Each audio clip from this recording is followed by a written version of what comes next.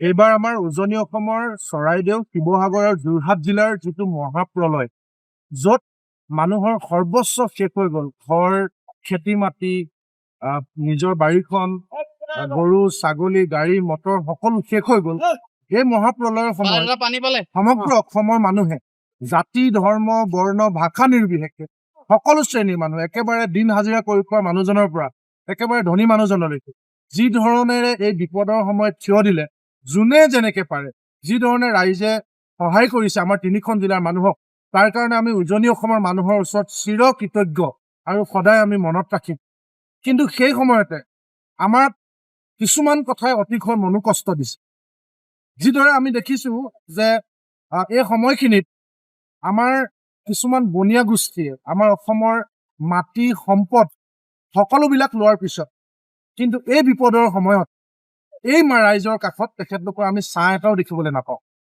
আজি যদি আপোনালোকে চায় যে টাটাক আমাৰ জাগিৰোডৰ মূল্যৱান ভূমি একেবাৰে দান দিয়াৰ নিচিনা হ'ল। তাত তেওঁলোকে ইমান টকা ইনভেষ্ট কৰিছে। আমাক চৰকাৰে এটা ৰঙীন সপোন দেখুৱাই ছেমি কণ্ডাক্টৰৰ নামত ইমান টকা তেওঁলোকক দান দিয়াৰ পিছত এতিয়া সেই টাটাৰ কিন্তু ছাঁটো এই বিপদৰ সময়ত আমি অসমৰ ৰাইজে দেখিবলৈ পোৱা নাই। আদানী, আপোনালোকে যদি চাই আমাৰ লোকপ্ৰিয় গোপীনাথ বৰদলৈ বিমানবন্দৰ, যিটো ৰাইজৰ টকাৰে আটক ধুনীয়াকৈ বনোৱা এটা বিমানবন্দৰ, সেই বিমানবন্দৰটো চৰকাৰে আদানীক গতাই দিলে।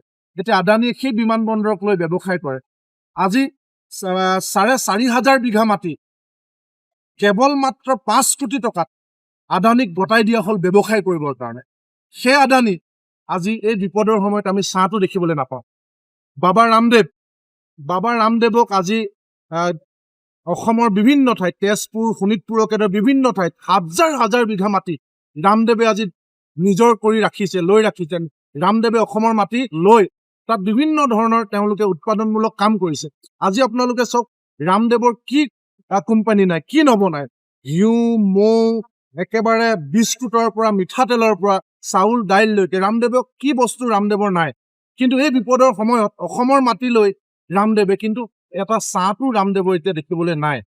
গতিকে এই বিপদৰ সময়ত আদানী হওক, টাটা হওক, ৰামদেৱক, এই মানুহখিনিয়ে যে আমাক এষাৰ মাত নিদিয়ে, এই মানুহখিনিৰ পৰা যে একোৱে ছাঁটো নাই, তেওঁলোকৰ একোৱে এটা যে অৱদান নাই, মাত এষাৰ নাই, একো ধৰণৰ সাহায্য নাই, একোৱে নাই, এই কথাখিনি কিন্তু আমি অসমৰ ৰাইজে মনত ৰখা উচিত। আৰু এনেকুৱা ধৰণে কোম্পানীবিলাকক, বনিয়াবিলাকক মাতি ইমান আমাৰ মূল্যৱান মাটি, ৰাজসাহাৰ্য সকলো আমাৰ গতাই দিয়াৰ পিছত কিয় তেওঁলোকে আচলতে ৰাইজক এই ধৰণে বিপদৰ সময়ত এষাৰ মাত নিদিয়ে, সেই কথাটো কিন্তু আমি চৰকাৰক আমি জবাব বিচাৰিম আৰু চৰকাৰে এইবিলাক সময়ত আমাক জবাব দিব লাগিব।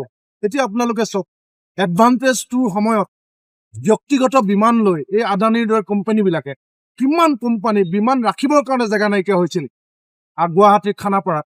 কিন্তু আজি সেই ব্যক্তিগত বিমানবিলাক ক'ত গ'ল?